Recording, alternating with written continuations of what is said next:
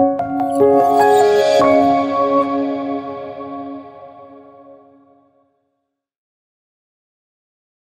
think it's very important for us to understand with what we are dealing with and whether we are facing a possibility that we are entering the Third World War.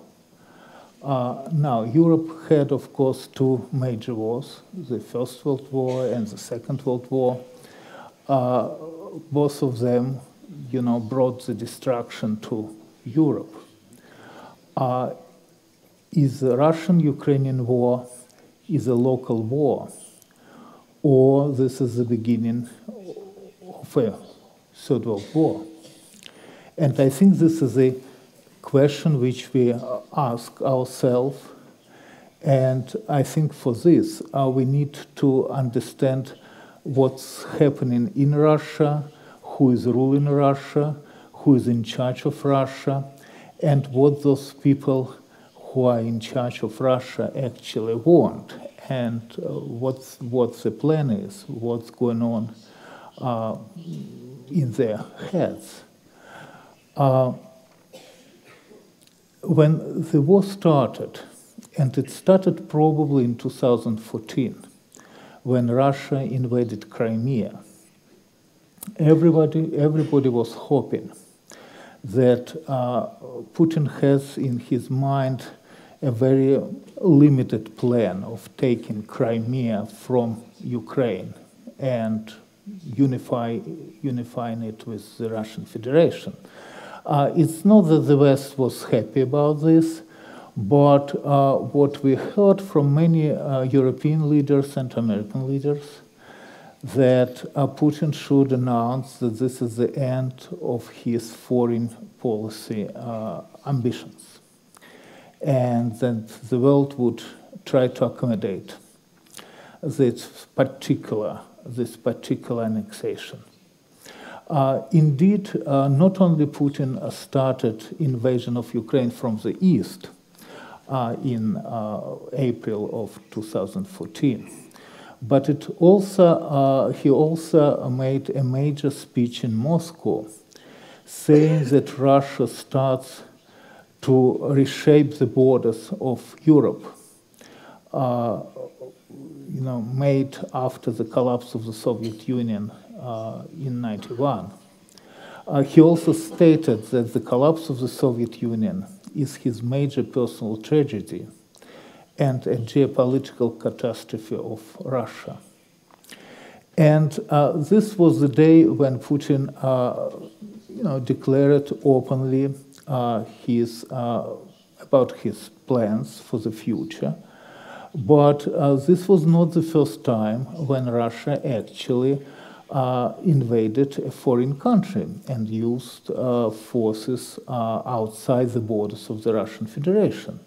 Well, there were two Chechen wars, of course, but this was a kind of internal wars within the Russian Federation. But in August of 2008, Russia invaded Georgia. We have to acknowledge that nothing happened. No one actually noticed this invasion. Georgia, of course, was a small country, kind of outside European affairs. The war was very short. Not too many people was killed. And everybody just missed this war as if it never happened. This was probably a mistake. Historians are not allowed to use the word if, but looking back, we probably should accept the fact that if Europe would react to this war the way it reacted in the war of 2022, nothing else would happen. Indeed, Putin was unpunished. Russia was unpunished for this invasion. And then we've seen the next, of course, level of this invasion, of this aggression in 2014 against Ukraine.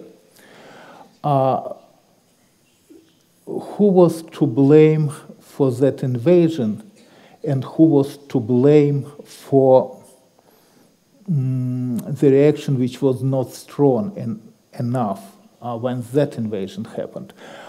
This is a complicated question because everybody, when invasion of 2014 happened, was avoiding to use the word war.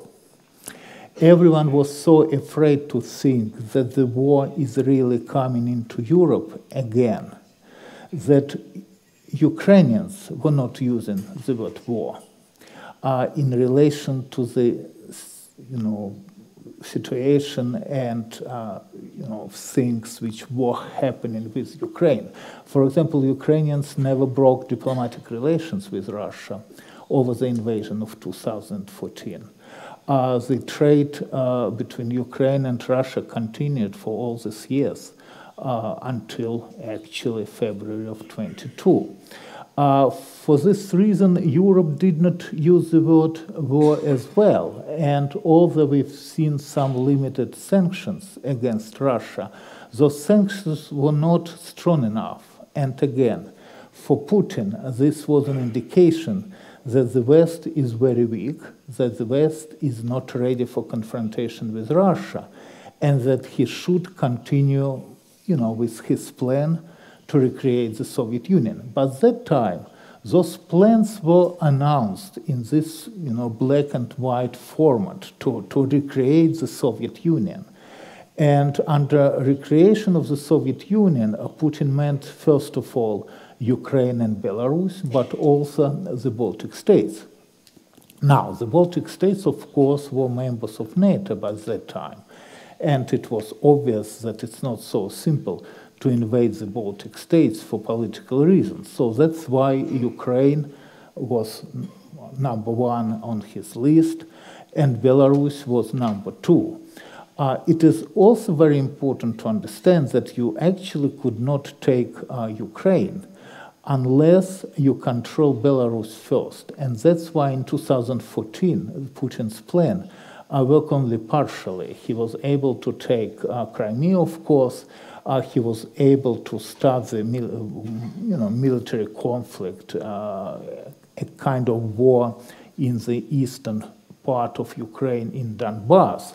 But he was not able to attack Kiev because it's impossible to attack Kiev from the territory of the Russian Federation. You may attack Kiev only from Belarus. So for this, you have to take Belarus first. And actually, in the book which we published in 2015, we paid special attention to Belarus, saying that we should watch what would happen with Belarus. And if we see annexation of Belarus, or if we see Russians taking control of Belarus, this would be an indication for us that the next step will be the occupation of Ukraine. I have to say that we missed completely and entirely occupation of Belarus by Russia. It happened in 2020-2021, prior to the invasion of Ukraine, of course. We might miss it because of our problems with coronavirus, but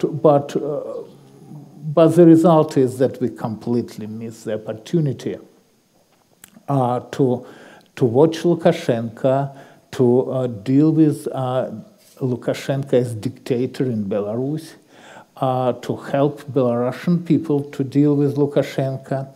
And by doing this, we actually allowed Putin to take control over Belarus. So in 2020, Lukashenko lost election in Belarus. And this was so obvious to everybody because the entire country went to protest. These protests were suppressed by Lukashenko with the help of Russian police forces, which was sent to Belarus. And after this, of course, Lukashenko was, considered to Putin to be a kind of puppet dictator of Belarus whom he could control. There were several agreements signed between Russia and Belarus which allowed Russian troops to enter Belarus. We missed this part as well. No one yelled that it's becoming dangerous. No one yelled that, you know, the Belarus strategically is very important territory because this opens the borders of Eastern European states to the Russian army. And then, of course, when Russian troops just settled in Belarus and it became obvious that they represent danger to Ukraine, no one was thinking about invasion still. Even when Putin concentrated troops along the Belarusian and Russian borders, preparing the army for invasion, everybody was hoping that this is a bluff, that Putin is trying to take down the government of Zelensky, but he's not ready to start a full-scale war. Now, was Putin bluffing? We know now that he was not, because he invaded Ukraine. But the bluff portion still actually exists. You see, the idea was that Zelensky and Ukraine will capitulate to avoid the war. Because to have the war is very dangerous and irrational, and people are going to be killed. And for a European country like Ukraine, which is much weaker than the Russian Federation, to have a war against Russia is a very, dramatic decision to be made. And we know that just before the war started, the night of the war, of the last night of peace, President Lukashenko, on behalf of Putin, called Vladimir Zelensky and offered him to capitulate and to surrender Ukraine to the Russian Federation, with a promise not to start the war. And Zelensky refused. And I actually think that this was the day when Ukraine won the war against Russia. Now, I will explain what I mean when I say won the war, because the war is not over and maybe very far away from being over. Nevertheless, everybody was expecting, not just Putin, but major politicians and major military leaders of the world, that Ukraine would be taken by Russia very quickly, that within a week or a month, Russians will take Kiev, will reinstall former President Yanukovych, a pro-Russian president who lost his power after revolution of 2014, after Maidan revolution in Kiev, and that the war might be over in probably 1 month. The idea was that after this, Putin immediately would move his troops to Transnistria. Transnistria is a district in Moldova where a Russian ethnic population lives. There are approximately 2020 Russian passports which were issued by that day to citizens of Transnistria, of Moldova. And there are already Russian troops there. They're in Moldova. And Putin was hoping very quickly to take control over Moldova, and then using the troops of Ukraine, first of all, Belarus, and even Moldova, to strike against the Baltic states. This was the plan. I really do not know how quickly Putin was planning to proceed to the Baltic states with his conventional army. And the understanding was that the West has no equally strong conventional forces in Europe, and probably no one would risk the nuclear war. And, you know, this dream which Putin had, the recreation of the Soviet Union and the recreation of influence which the Soviet Union had over Eastern Europe, would come, you know, would become reality, would come true in like 4-6 months period. And this plan did not work. And it did not work because Ukrainians started to fight. And as we know, quite successfully. And after 8 months of war, it's a little bit longer than 8 months now, Putin has no army. This army was destroyed by Ukrainians. Putin is not able to collect the new army because when he announced the mobilization of the army on 21st of September, and he wanted to collect, to draft 300,000 people. Those 300,000 people, potential recruits, simply left Russia abroad. He is now trying to collect another 300,000 people. Russia, of course, is a huge country, we know this, with unlimited supply of, you know, young men who might be drafted, but this army is not capable to fight because it's not ready to fight, because no one trains them. Putin just gave press conference at Valdai conference, which he usually has once a year, and he openly said to journalists, which were you know, who were very shocked by this, that the Russian troops are prepared for like several days before they put into fighting. So this army cannot win the battle against Ukraine. The question is Ukrainians are really winning the war? Because it seems to be that they're winning, but at the same time, they're not able to force Russian troops out of Ukraine. And there is an answer to this question, why Ukrainians are winning the war, but at the same time, it seems to be that they're not able actually to win it. Now, they're not able to win it because the West is helping Ukraine, no questions, sending weapons, sending money, accepting refugees, and this is a great help without which Ukraine would not be able to hold. But at the same time, the West hopes to avoid a major confrontation.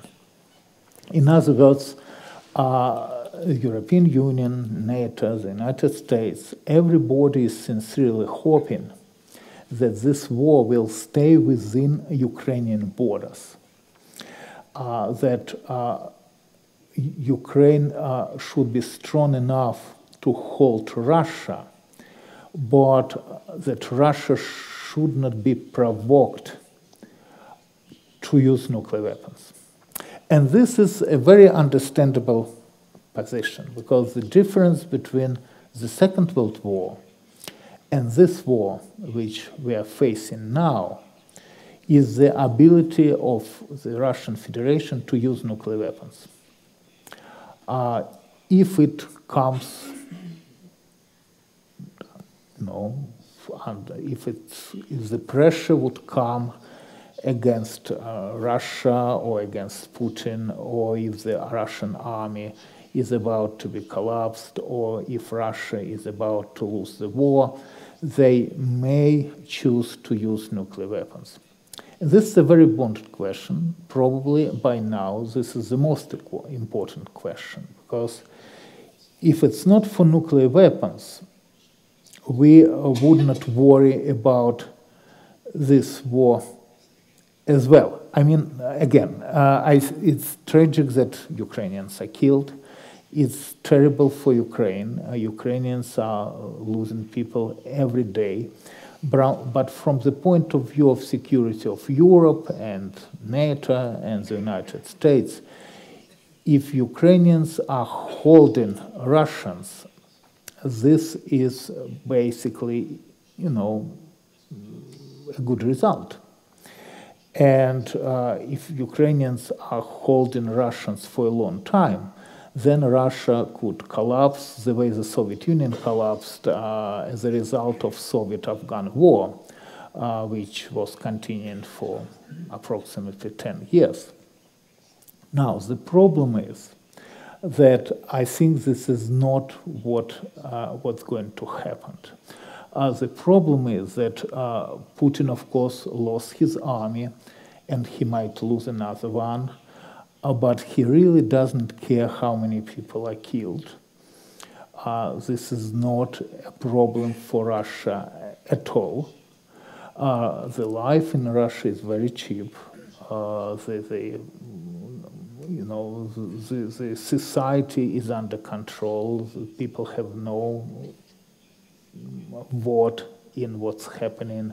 They have no elections. They have no freedom of press.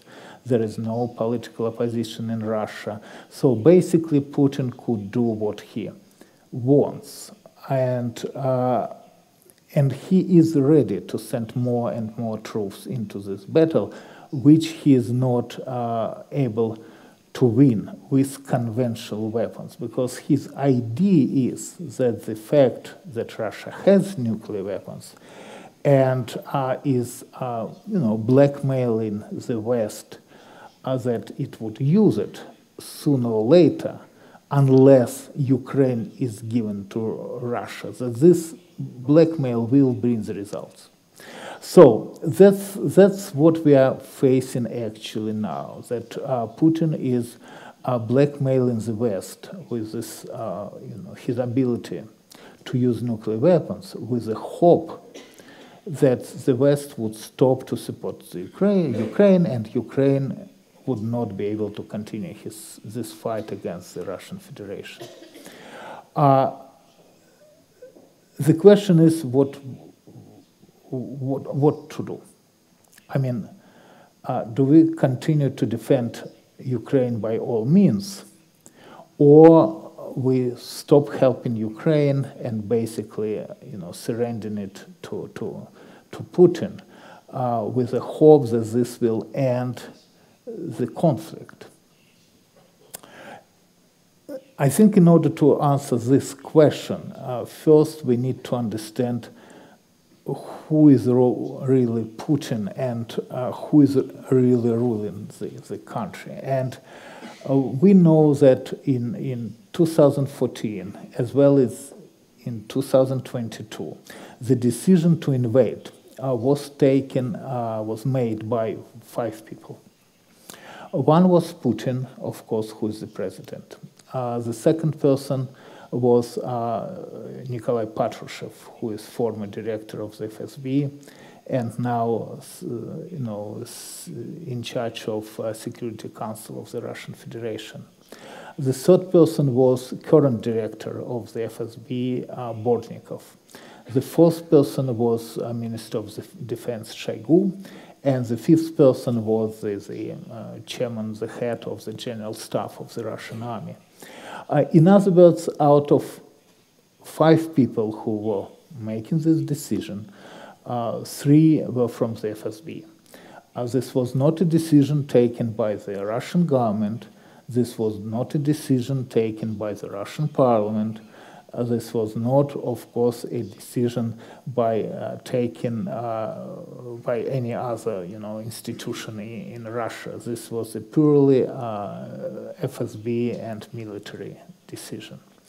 And the problem with this is that that's to whom power in Russia belongs. This is not Putin as a dictator, because if Putin would be a dictator, then we might take dictator somehow down, or something might happen to him, or he might die tomorrow, or somebody might kill him tomorrow, and then the conflict might be over. Unfortunately, this is not the case. In Russia, we are dealing with the FSB as an institution, which controls Russia. Now, I have to say that this is the first time in world's history when the state security rules the country. So usually we would deal with monarchs or tyrants or dictators or political parties which would rule the country. But in case of Russia, we are dealing with the state security which runs this country and which also controls the army, what is very important because usually in many other cases, army would have a kind of independent position between among the institutions which, rule a country or run the country. And for this reason, we have to accept the fact that the problem is not Putin alone. The problem is much more complicated because we are dealing with a group of people and a major institution. This institution was created in December of 1917. This is the oldest institution in Russia now. It's more than 100 years old. This is the only institution which survived the collapse of the Soviet Union. And now they're in power in Russia. And they took this power with a goal, with a particular goal which they had to confront the West and to fight the West and to destabilize the West. And that's why this war is not about a part of Ukraine or entire Ukraine. This war is not even about an attempt to recreate the Soviet Union. This war is about the destruction of the West as the institution which is, in Putin's opinion, competing against the Russian Federation. And that's why this war, unfortunately, would not be able to be stopped unless Russia is defeated. Now, it is very difficult to defeat a country which is a major one in Europe, especially when this country has nuclear weapons again. So we have to think what the options are and how to deal with this major problem. And I believe although the situation is, seems to be very dramatic, I think there is a way to deal with this problem. First of all, Ukrainians are doing actually much better than everybody expected. And now Ukraine has a major army in Europe which is able to hold against the Russian aggression. Ukrainians are getting help, but the problem is that they're getting help under certain conditions. The conditions which Ukrainians are obliged to fulfill is the following. They are not getting weapons which would allow them to advance against the Russian army. This is weapons which allows them to halt against the Russian army, but not to advance. And the main point is that they are not using weapons which they received from the West to fire against the enemies in Belarus and in the Russian Federation. And if you look at this condition from the point of view of strategy of war, then Ukrainians are put in a position when they are not able to win the war. Because you cannot win the war if you are not allowed to fire into enemy's territory. And of course, Russians and Belarusians Russian troops are concentrated in Belarus and in Russia along the Russian-Ukrainian border. And if Ukrainians are not able to strike them preventively, then of course Russians successful attacking them every time they regroup. So I think until the West will change this position and would change strategy from defensive one to offensive one, and would allow Ukrainians to have free hands in dealing with Russians, the West put itself in a very weak position when Russia is actually provoked to use nuclear weapons. Because if this war continues for a long time, then Putin eventually will come to this idea to use nuclear weapons because he has nothing else to fight with, right? Because they're out of people, they're out of weapons, they're probably out of time. Although I do not think that this war will end quickly. Some people are hoping that this would end by the end of the year or by next spring. I do not really think so. But at the same time, I do not think that Putin has luxury to have this war for several years, the luxury which Soviet Union, for example, had with Afghanistan. So my point is, I guess, that we have chances to avoid nuclear confrontation if we help Ukrainians to win this war in Ukraine. Because if we will not be able to stop Putin in Ukraine, he will proceed further. And at one point, we will face this nuclear ultimatum with which we would have to deal with. And this ultimatum will start as the war of February of 2022. It would start with a bluff, what we think would be a bluff. But then, if the bluff is not accepted, if blackmail would not work, then Putin, of course, would have to make a decision whether to use nuclear weapons or not. Now, these nuclear weapons probably will not be used from the territory of the Russian Federation, because then retaliation will go against Kremlin. I think this is the reason why Putin again keeps Belarus independent, with all his love for annexation of territories. And we see that every time he takes control over territory, he tries to annex it, to declare the territory to be part of the Russian Federation. In case of Belarus, although he controls Belarus, we do not see any attempt to include Belarus into Russian Federation or to annex it. And I think the reason this is not done is precisely that particular reason, that Putin plans to strike with nuclear weapons against, first of all, Ukraine, but maybe even Eastern Europe, from a territory of Belarus. Because then retaliation would go against Belarus and not against the Russian Federation. And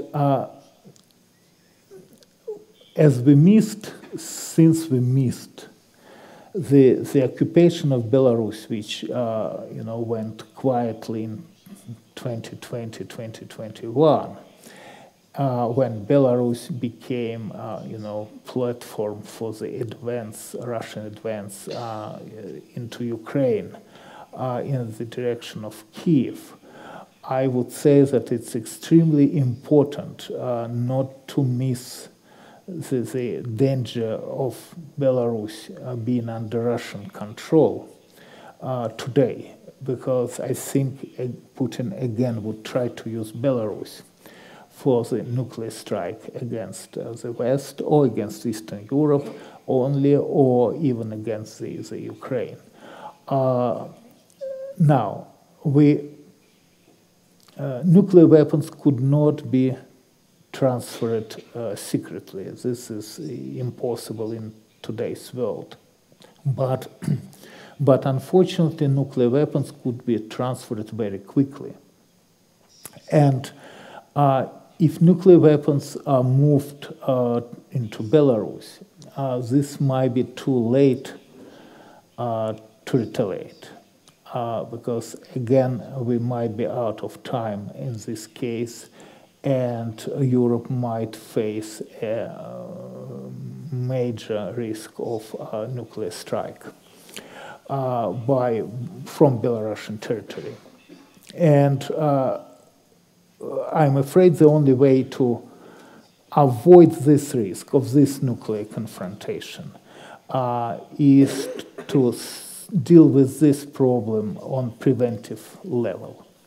And it's very difficult, of course, to argue that we have to deal with Belarus preventively, but I'm afraid that that's what has to be done if we want to avoid the nuclear confrontation. Because once again, I do not think that Putin would strike from the territory of Russian Federation, because this would invite retaliation, and this might be suicidal for Putin as well.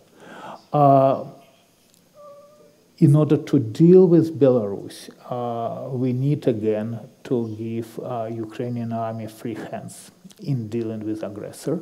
And aggressor is now coming from two countries, of course, the Russian Federation and Belarus.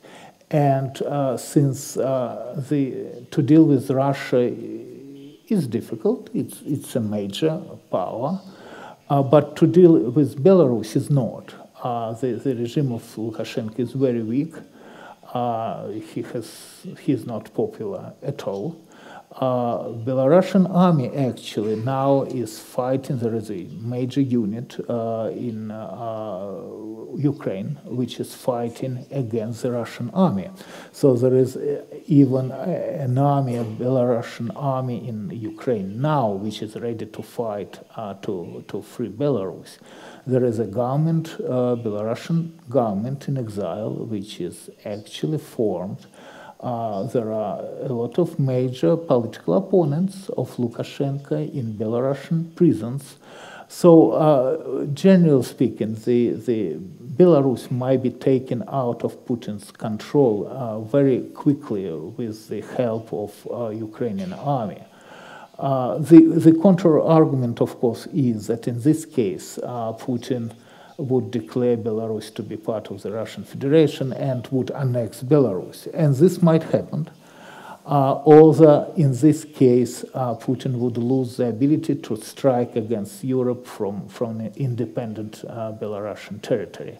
So we may not succeed in freeing Belarus, in getting Belarus out of Lukashenko's control or Putin's control, but we will succeed in avoiding the risk of nuclear strike from Belarus, what I think is the major problem now, because once again, at this point, after 8 months of war, Putin has no conventional army. The only option he has is to use or not to use a nuclear weapon. And if Putin is not able to use nuclear weapon anymore, and I think again he will not use it from the territory of Russian Federation, he will lose the war.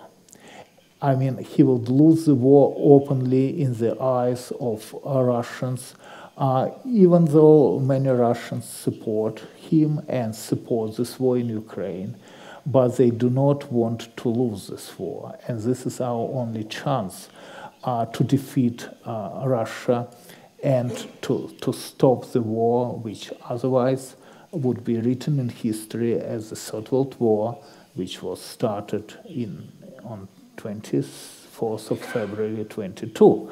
Now, this will be written, and the Third World War, in the next textbooks, which will be written sooner or later by historians. And the question is still how long this war will continue, and what the developments are going to be, and whether nuclear weapons are going to be used or not, and how much we all pay for the collapse of the Russian Federation. The collapse will take place. We just do not know at this point, again, what the price for this collapse is going to be. But I have to note that what Putin have done to Russia is the complete destruction of this country. I mean, no enemy could could damage Russia as much as Putin did. And sooner or later, I think Russians would understand this, and sooner or later, Russians probably would start to create a different country. But for this, Russians have to accept the defeat of this empire, which already collapsed once in 1991, and forget about the idea to have an empire and to control other nations and other countries. So I think there is still a hope, and this hope is brought to us by Ukrainians. But in order to win this war, we have to help Ukrainians, and we have to give them free hands to deal with the aggression.